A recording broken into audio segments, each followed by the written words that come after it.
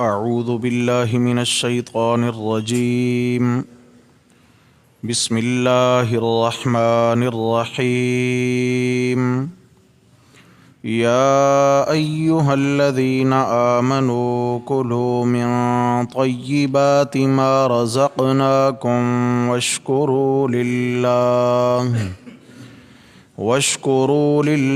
ان کنتم ایاہ تعبدون یا ایہا الذین آمنوا اے ایمان والو کلوا من طیبات ما رزقناکم کھاؤ ان پاکیزہ چیزوں میں سے جو ہم نے تمہیں دی ہیں واشکروا للہ اور اللہ ہی کا شکر ادا کرو ان کنتم ایاہ تعبدون اگر تم اسی ہی کی عبادت کرتے ہو تو صدق اللہ ومن اصدق من اللہ قیلا اللہم صل علی سیدنا و مولانا محمد وعلی آل سیدنا و مولانا محمد وبارک وسلم علیہ۔ لائق صد احترام بزرگوں، دوستوں، عزیزوں، بھائیوں، درس قرآن مقدس کے سلسلہ میں دوسرا پارہ سورۃ البقرہ اور اس کی آیت نمبر 172 آج ہمارے سبق میں شامل ہے۔ اللہ جل شانہ ہمیں قرآن مقدس کے حقائق سمجھنے اور ان کے مطابق زندگی گزارنے کی توفیق عطا فرمائے۔ اس آیت مبارکہ سے پچھلی جو چند آیات بینات ہم نے پچھلے اسباق میں پڑھی ہیں، اس میں اللہ تبارک و تعالی نے عام لوگوں کو خطاب فرمایا تھا، یا ایہا الناس، اے لوگو۔ ان میں ایمان والے بھی ہیں، ان میں کفار بھی ہیں، ہر طبقہ، ہر فرقہ، ہر مذہب کے لوگ۔ لیکن اس آیت کریمہ کے اندر خاص ایمان والوں کو خطاب ہے، یا ایہا الذین آمنوا، اے ایمان والو۔ تو یہاں ایمان والوں سے اللہ رب العزت عمل کا تقاضا فرما رہے ہیں۔ پچھلی آیات میں جو عقیدہ سکھایا اس پر عمل کا تقاضا ایمان والوں سے ہے، کفار سے عمل کا تقاضا نہیں ہے۔ عمومی طور پر اللہ جل شانہ نے سارے لوگوں کو خبردار کیا، یا ایہا الناس، اے لوگو، کلوا مما فی الارض حلالا طیبا، زمین کی پیداوار میں سے وہ چیزیں کھایا کرو جو حلال بھی ہیں اور پاکیزہ بھی ہیں۔ اس طریقہ سے تمام مأکولات، تمام مشروبات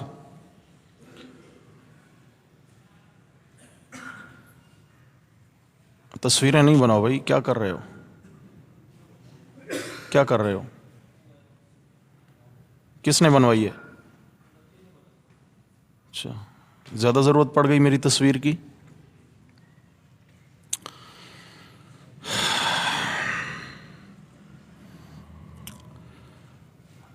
معقولات ہوں یا مشروبات ہوں، معقولات بھی مشروبات بھی، ان کے اندر دو شرطیں رکھی ہیں، حلالاً طیباً، حلال بھی ہوں اور پاکیزہ بھی ہوں، حلال بھی ہوں اور پاکیزہ بھی ہوں۔ جو چیز پاکیزہ نہیں ہے وہ حلال بھی نہیں ہو سکتی۔ جو چیز پاکیزہ نہیں ہے وہ حلال بھی نہیں ہو سکتی۔ شرط کیا لگائی کہ جو بھی چیز کھانی ہو دو پہلوؤں سے اس کا محاسبہ کیجئے، چیز حلال بھی ہو پاکیزہ بھی ہو۔ یہ کیوں بیان فرمایا؟ اصل میں کفار عرب، مشرکین عرب نے اپنے دیوتاؤں، اپنے معبودان باطلہ کی خوشنودی کے لیے بعض اللہ کی حلال کردہ چیزوں کو اپنے اوپر حرام کر رکھا تھا، اور بعض حرام کردہ چیزوں کو اپنے لیے حلال ٹھہرا رکھا تھا۔ بے راہ روی کا شکار تھے حلت و حرمت کے معاملہ میں۔ تو اللہ تبارک و تعالی نے فرمایا کہ حلال اور حرام کے ضابطے اور قانون صرف میں اللہ ہی کے اختیار میں ہیں۔ تمہارے کہنے سے حلال چیزیں حرام نہیں ہو جاتی ہیں، جیسا کہ ہم نے سورۃ المائدہ کے اندر پڑھا ہے، ما جعل اللہ من بحیرۃ ولا صائبۃ ولا وصیلۃ ولا حام، کہ بحیرہ، صائبہ، وصیلہ، حام، یہ چار قسم کے جانور تھے جن کو مشرکین عرب اپنے معبودوں کے تقرب کے لیے آزاد چھوڑ دیتے تھے۔ وہ اونٹنیاں تھیں، وہ اونٹ تھے، اور جس کی چراگاہ میں چلے جاتے، جس کے کھیت میں چلے جاتے، ان کو منع کرنا گناہ سمجھتے تھے۔ کیوں؟ کہ یہ حضرت کی خوشنودی کے لیے آزاد کیے گئے ہیں، ہمارے معبودوں کی خوشنودی کے لیے آزاد کیے گئے ہیں، اور ان کے اوپر سواری کرنا بھی گناہ سمجھتے تھے، ان کا دودھ پینا بھی حرام سمجھتے تھے، ان کا گوشت کھانا بھی حرام سمجھتے تھے۔ اللہ تبارک و تعالی نے فرمایا کسی کے حرام کہنے سے میں اللہ کی حلال چیزیں حرام نہیں ہو جاتی ہیں، لہٰذا اللہ رب العزت کے بنائے ہوئے قاعدوں کے مطابق زندگی گزارو۔ اچھا، جب ان سے پوچھا جاتا کہ یہ تم نے حلال و حرام کے جو قاعدے شریعت کے مقابلے میں بنا رکھے ہیں، یہ تم نے کہاں سے لیے ہیں؟ یہ قاعدے تم نے کہاں سے لیے ہیں؟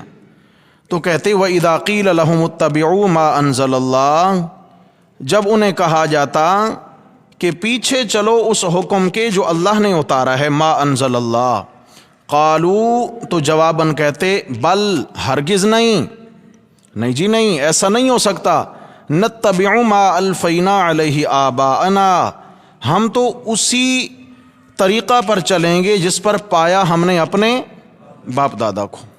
ہمارے باپ دادا ہمارے لیے حرف اول بھی ہیں، حرف آخر بھی ہیں۔ تو اللہ تبارک و تعالی نے فرمایا کہ ہدایت کے لیے باپ دادا کی اتباع لازم نہیں ہے، ہدایت کے لیے اطیعوا اللہ و اطیعوا الرسول، اتبعوا ما انزل اللہ، ان احکامات کو اپنانا پڑے گا جو کس نے اتارے ہیں؟ اللہ رب العزت نے اتارے، اللہ رب العزت نے اتارے۔ تو چنانچہ جب یہ بات بیان ہو گئی تو ایمان والوں نے ان چیزوں کو قبول کر لیا، ایمان والوں نے اللہ کی حلال کردہ چیزوں کو حلال سمجھ کر اعتقاداً، عقیدہ کی بنیاد پر قبول کر لیا کہ یہ حلال ہیں، اور حرام کردہ چیزوں کو اعتقاداً، عقیدہ کی بنیاد پر حرام قبول کر لیا کہ یہ اللہ نے حرام ٹھہرا دیا ہے، لہٰذا ہمارے لیے اس کا استعمال جائز نہیں ہے، استعمال جائز نہیں ہے۔ اچھا، ایمان والوں نے اعتقاداً تو قبول کر لیا، لیکن عملی اعتبار سے تھوڑی سی ابتداءً یہ جھجک تھی، ابتداءً جھجک تھی۔ یہ بھی ہوتا ہے، ہر زمانے میں ہوتا ہے، معاشرے میں ہوتا ہے، بعض چیزوں کو عقیدے کی بنیاد پر بندہ یقیناً جائز سمجھتا ہے کہ یہ جائز ہیں، یہ کام کرنا جائز ہے، کرو بھائی، عملاً بھی کرو، پھر بندہ کہتا ہے لوگ کیا کہیں گے، ہے نا؟ یہ خوف ہوتا ہے معاشرے کا، برادری کا، دنیا داری کا خوف ہوتا ہے، لوگ کیا کہیں گے۔ تو وہ کہتے ہیں عقیدے میں وہ چیز ہوتی ہے، لیکن عمل میں اس کو لاتے ہوئے گھبراتا ہے، لوگ کیا بولیں گے۔ اللہ تبارک و تعالیٰ نے اس آیت کریمہ کے اندر یہ بات بیان فرمائی، یا ایھا الذین آمنوا کلوا من طیبات ما رزقناکم، فرمایا اے ایمان والو، جو چیزیں ہم نے تمہیں پاکیزہ چیزیں دے رکھی ہیں ان کو صرف حلال سمجھنا نہیں، ان کو کھانا بھی شروع کرو۔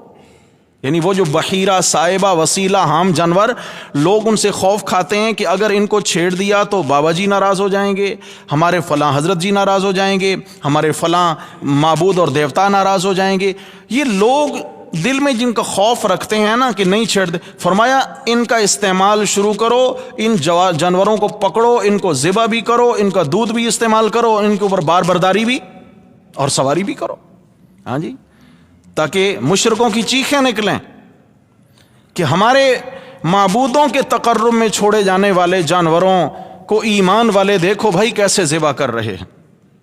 ہاں بھی مسلمان کیا کہتے ہیں، جی ہاں گائے حلال تو ہے، لیکن اگر ذبح کی تو ہندو کہیں ناراض نہ ہو جائے۔ جس معاشرے میں یہاں تو الحمدللہ وہ ماحول نہیں ہے نا، یہاں تو خیر اس کے علاوہ اور بہت کچھ ہے، اور بہت کچھ ہے۔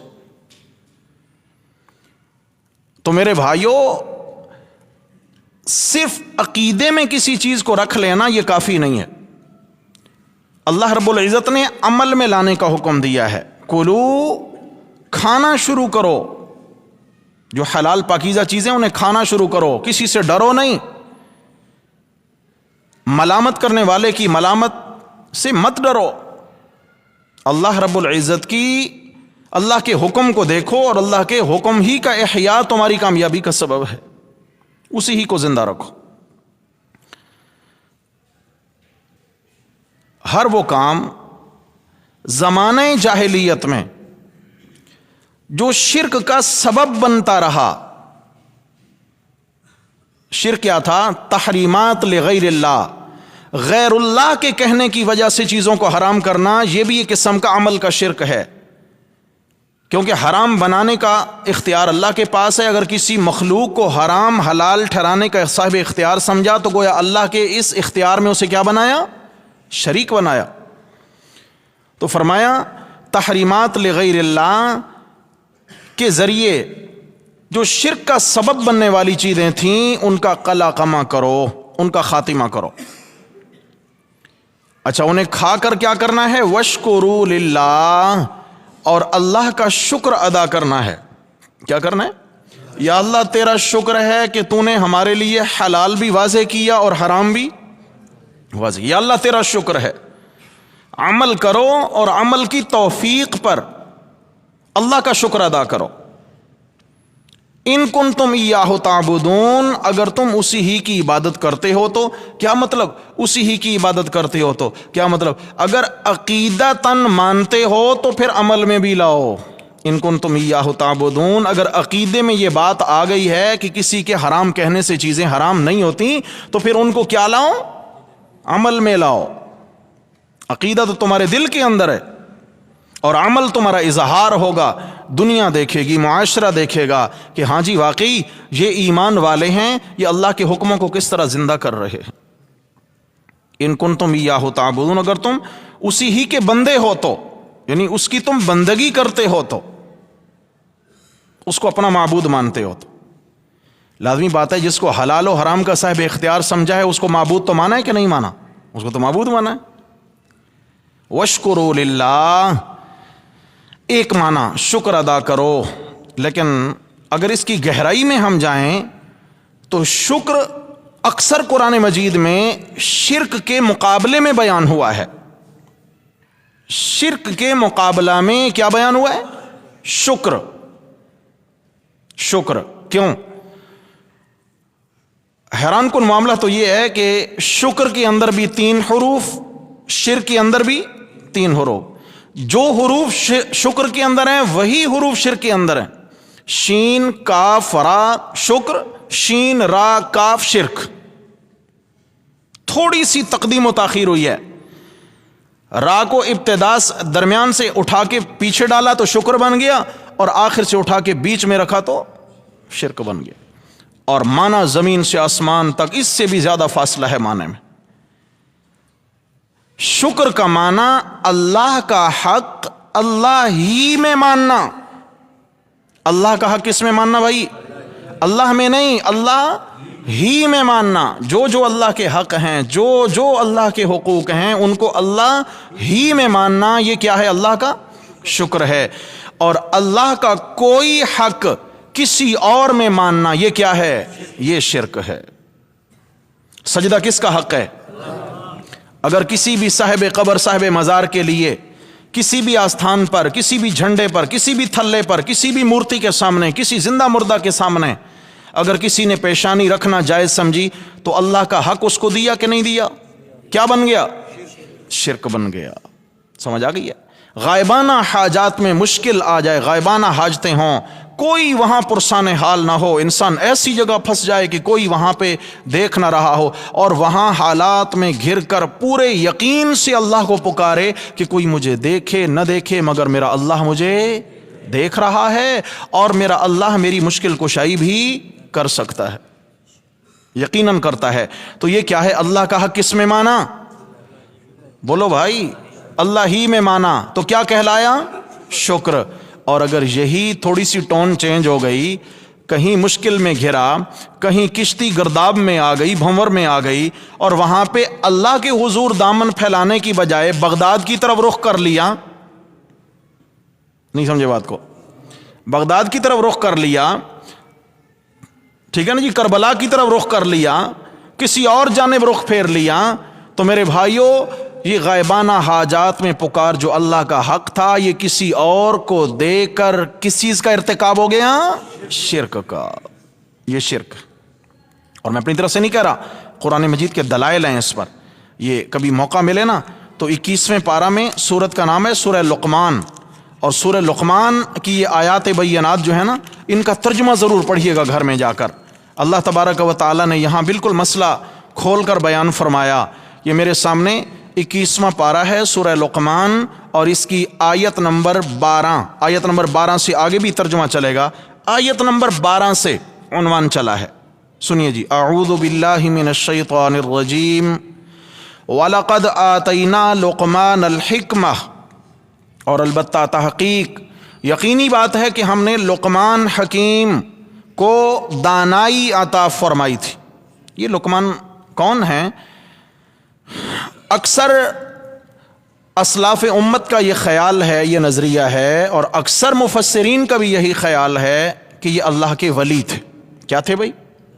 بعض نے نبی ہونے کا قول کیا ہے، لیکن راجح جمہور امت کا قول یہی ہے کہ یہ نبی نہیں تھے، کیا تھے؟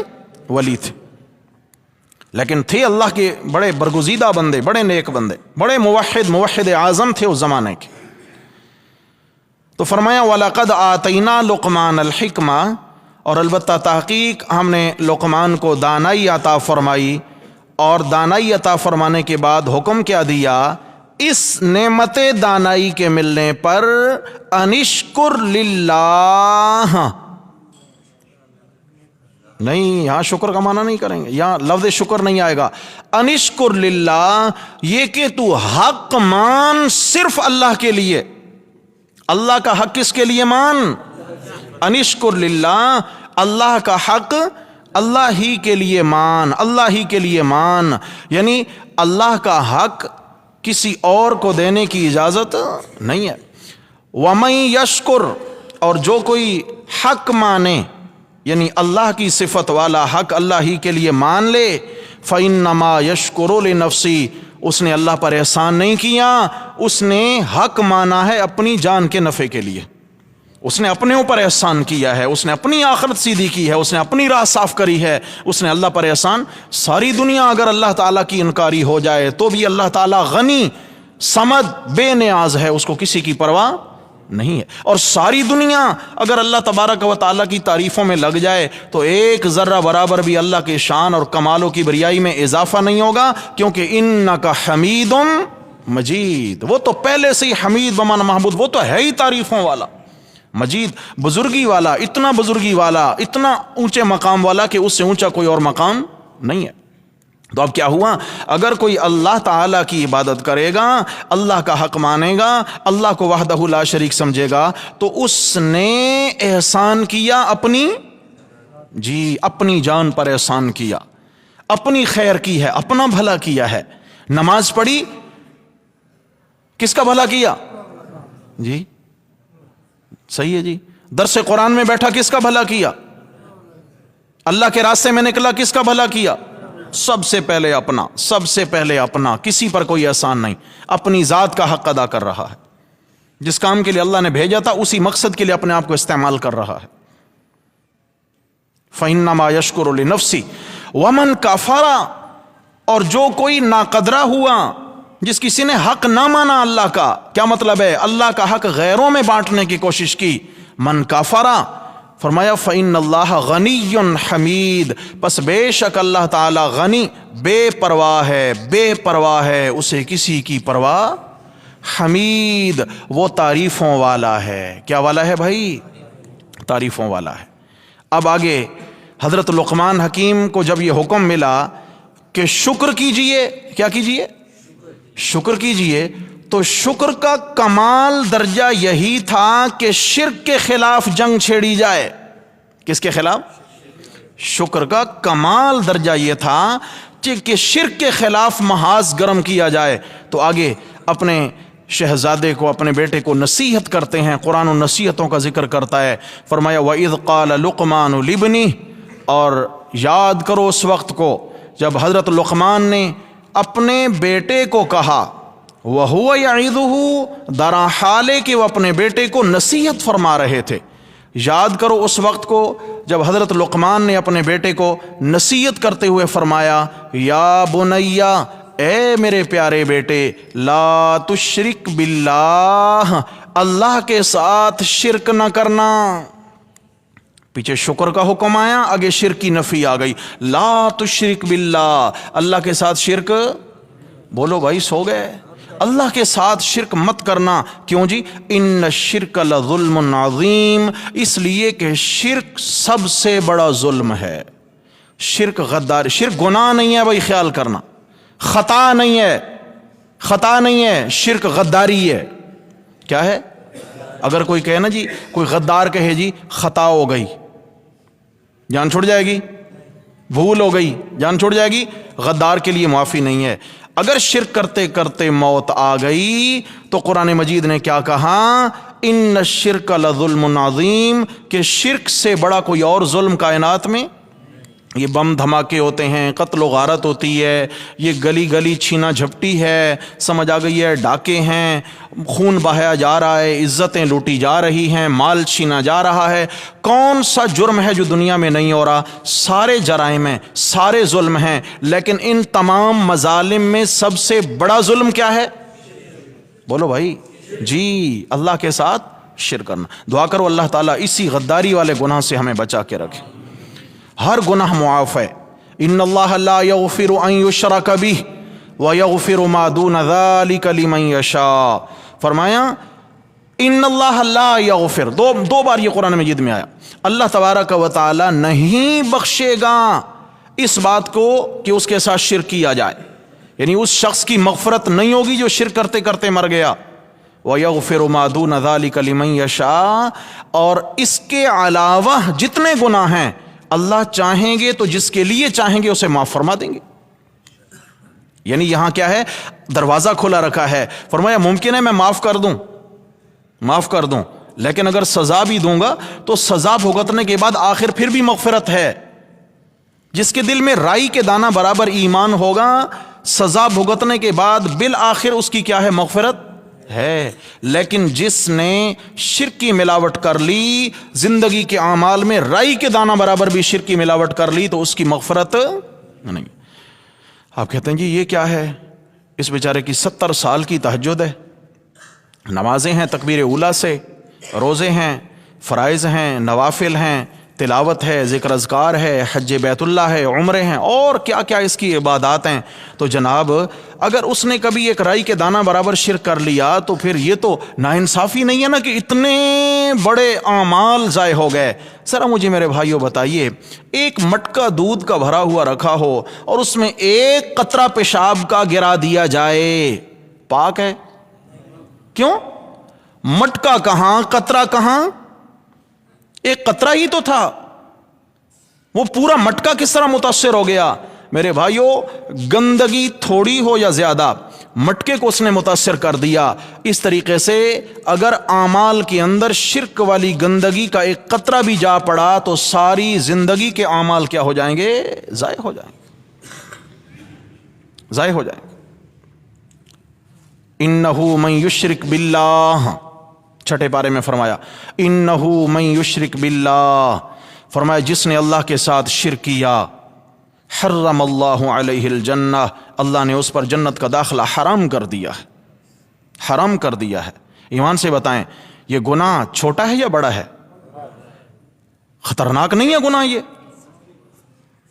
شکر اللہ تعالیٰ سے ہمیشہ شکر کی توفیق مانگی جائے۔ اللہم اعنی علی ذکرک و شکرک و حسن عبادتک، دعا سکھائی گئی۔ ہر فرض نماز کے بعد رسول اللہ صلی اللہ علیہ وسلم نے ایک مرتبہ یہ دعا پڑھنے کی تعلیم دی ہے امت کو۔ ہر فرض نماز کے بعد ایک مرتبہ یہ دعا پڑھ لیں، اللہم اعنی علی ذکرک و شکرک و حسن عبادتک، اے اللہ میری مدد فرمائیے، اعنی علی ذکرک، اپنے ذکر پر، اپنے شکر پر، بہترین عبادت پر، یا اللہ مجھے توفیق عطا فرمائیے، میری مدد فرمائیے۔ تو شکر جو ہے یہ اللہ کی مدد سے ہوگا، کسی کی اپنی طاقت سے نہیں ہوگا۔ حضرت لقمان حکیم نے فرمایا کہ شرک نہ کرو، کیا کرو جی؟ شکر کرو۔ اللہ تبارک و تعالی نے جب دیکھا کہ لقمان حکیم نے اپنے بیٹے کو میں اللہ کے حقوق بتا دیے ہیں مگر اپنے حقوق یعنی والدین کے حقوق نہیں بتائے، اللہ کے حقوق بتائے ہیں، اگلی آیت میں اللہ تعالیٰ نے والدین کے حقوق بیان کرنا شروع کر دیے ہیں۔ فرمایا جو میرا حق بیان کرے گا پھر میں اللہ اس کے حقوق کی بھی تعلیم دوں گا اس کی اولاد کو۔ وَوَصَّيْنَا الْإِنسَانَ بِوَالِدَيْهِ، فرمایا ہم نے تاکید کر دی ہے انسان کو اس کے ماں باپ کے ساتھ، یعنی حسن سلوک کرنے کے لیے تاکید فرما دی ہے، حسن سلوک کر اپنے والدین کے ساتھ۔ حَمَلَتْهُ أُمُّهُ وَهْنًا عَلَى وَهْنٍ، والدین میں بالخصوص اس کی ماں والدہ کہ اس کو اٹھاتی ہے دکھ پہ دکھ جھیل کر، ہاں جی، پیٹ میں اٹھایا، تکلیفیں جھیل کر پیدا کیا، موت کا منہ دیکھ کر، پھر 2 سال تک اس کو گود میں اٹھایا تکلیفیں جھیل کر۔ وَفِصَالُهُ فِي عَامَيْن، اور دودھ چھڑانا ہے اس کا 2 برسوں میں، 2 برس تک ماں نے اس کو چھاتی سے لگا کر رکھا اور اس کو دودھ پلاتی رہی۔ آگے فرمایا جب یہ تیرے ماں باپ کا، بالخصوص تیری ماں کا تیرے اوپر اتنا احسان ہے، انشکر لی ولی والدیک، اللہ پاک نے فرمایا میرا بھی حق مان اور اپنے ماں باپ کا بھی حق مان۔ جو میرا حق ہے وہ میرے لیے مان، جو تیرے ماں باپ کا حق ہے وہ ان کے لیے مان۔ سمجھ آ گئی ہے؟ ان کا دل نہ دکھا، ان کی نافرمانی نہ کر، ان کی خدمت سے جی نہ چرا، اپنے والدین کا بھی حق ادا کر۔ الی المصیر، میری جانب ہی لوٹ کے آنا ہے۔ فرمایا وقت آنے پر حساب بھی لوں گا، اگر غلطی ہو گئی تو حساب بھی دینا پڑے گا میں اللہ کو۔ آگے فرمایا وَإِن جَاهَدَاكَ، یہ سمجھیے گا ماں باپ کے لیے اپنے آپ کو بچھا دے، ان کا نوکر بن جا، ان کا خادم بن جا، ان کے سامنے اپنی ہستی کو مٹا دے، لیکن ایک بات کا خیال کرنا، جہاں ٹکر آ جائے نا میرے حکم اور تیرے ماں باپ کے حکم کی، جہاں ٹکر آنے لگے، ٹکر سمجھتے ہیں، تقابل آنے لگے، جہاں پہ تیرے والدین کچھ کہیں اور تیرا رب کچھ کہے، تو خیال کر وہاں والدین کی نہیں ماننی، کس کی ماننی ہے؟ ہاں، کوئی یہ کہے نا جی والدین ہیں، اللہ تعالیٰ نے ان کے ساتھ اتنے احسان، اتنی فرما برداری کا حکم دیا ہے، تو فرمایا خیال کر جہاں اللہ کے ساتھ تقابل آ گیا وہاں نہیں چلے گا، وہاں نہیں چلے گا۔ آگے فرمایا وَإِن جَاهَدَاكَ عَلَىٰ أَن تُشْرِكَ بِي مَا لَيْسَ لَكَ بِهِ عِلْمٌ، اور اگر وہ تجھے مجبور کریں اس بات پر کہ تو کسی چیز کو شریک بنا میرے ساتھ جس کا تجھے علم نہیں، اگر والدین تجھے شرک کرنے کے لیے کہیں، مجبور کریں، فلاں آستانے پہ، فلاں آستانے پہ، فلاں در پہ، فلاں گھر پہ تو جا، منتیں مرادیں مانگ، وہاں جا کے تو کیا ہے جی چادریں چڑھا، وہاں جا کے منتیں دیں، وہاں جا کے پکاریں کر، وہاں غیر اللہ کی عبادت کر۔ فرمایا اگر تجھے والدین مجبور کریں میرے ساتھ شرک کرنے کے لیے، فلا تطعہما، تو ان کی اطاعت، بولو بھائی کتنا خوبصورت انداز سے میرے رب نے انصاف کی بات کی ہے۔ فرمایا جہاں تک ان کی خدمت کی بات ہے تو حد کر دے، حد کر دے خدمت میں، لیکن اگر میں اللہ تعالیٰ کے حق کا معاملہ آئے تو لا تطعہما، ان کا کہنا مت مان، وصاحبہما فی الدنیا معروفا، اور ان کو دوست رکھ دنیا میں دستور کے مطابق، ان کا ساتھ دے دنیا میں دستور کے مطابق، ساتھ دے دنیا میں کس کے مطابق؟ دستور کے مطابق ساتھ دے ان کا۔ کیا مطلب ہے؟ اگر وہ کافر بھی ہیں، اگر وہ تجھ سے کفر کروانا چاہتے ہیں، کفر تو نہ کر لیکن خدمت میں کمی پھر بھی نہیں آنے دینا۔ ایسا نہیں کہ والدین سے تعلق توڑ لے، ایسا بھی نہیں ہے، ایسا نہیں کہ ان کی خدمت میں کمی آ جائے، نہیں، دنیا کے اعتبار سے ان کی خدمت کے معاملہ میں دستور کے مطابق چلتا رہے۔ یا اللہ پھر دین کے معاملے میں کس کے پیچھے چلوں؟ فرمایا واتبع سبیل من اناب الی، پھر اس کی راہ چل جو میری جانب رجوع ہوتا رہا، جس کا میرے سے تعلق ہے، پھر تو دین سیکھنا ہے تو اس کے پیچھے چل، جنہوں نے تجھے شرک کی دعوت دینی ہے ان کے پیچھے مت چل۔ فرمایا کہ پیچھے چل اس کے من اناب الیہ، جو متوجہ ہوا میری جانب، ثم الی مرجعکم، پھر تم نے میری جانب لوٹ کر آنا ہے، فانبئکم بما کنتم تعملون، فرمایا فانبئکم، میں تمہیں خبر دوں گا ان اعمال کی جو تم کرتے آئے ہو۔ تو حضرات محترم، اس طرح کے کئی مقامات ہیں قرآن مجید کے اندر جن میں اللہ تبارک و تعالی نے شکر کے ساتھ ساتھ شرک کی نفی فرمائی ہے۔ شکر کرو، شکر کا مطلب کیا ہوتا ہے؟ اللہ کا حق اللہ ہی کے لیے تسلیم کرو، اور شرک کا مطلب کیا ہوتا ہے؟ اللہ کا حق کس میں ماننا؟ غیر اللہ میں ماننا۔ وہ حق کیا ہے؟ عبادت کا حق ہے، اللہ کی صفات کا حق ہے، اللہ کے اختیارات کا حق ہے۔ سمجھ آ گئی ہے؟ جو اللہ تبارک و تعالیٰ کے اختیارات ہیں وہ اللہ ہی میں مان، یہ شکر کا کمال ہے۔ جو اللہ کی عبادت ہے وہ اللہ ہی کے لیے بجا لا، یہ اللہ کے شکر کا حق ہے۔ اور اس کے بعد آگے چل کے فرمایا ان کنتم ایاہ تعبدون، اگر عقیدہ رکھتے ہو، اللہ کے ساتھ تمہیں عقیدے کا دعویٰ ہے، تو پھر اللہ کی مان کر چلو، اور جو اللہ حکم دیں اللہ کے حکموں کو صرف عقیدے تک نہیں رکھنا بلکہ ان کو عمل میں بھی لانا ہے۔ جیسا کہ تحریمات لغیر اللہ کا مسئلہ پیچھے گزرا تھا، تو وہ اس کے بعد آگے یا اللہ پھر ہمیں کیسے پتہ چلے گا کہ حلال کیا ہے حرام کیا ہے؟ اگلی آیت میں فرمایا تمہیں میں 4 بڑے بڑے حرام بتا دیتا ہوں، فرمایا یہ بنیادی طور پر حرام ہیں۔ وہ کیا ہیں؟ وہ انشاءاللہ آئندہ سبق میں پڑھیں گے۔ اقول قولی ھذا استغفر اللہ واتوب الیہ۔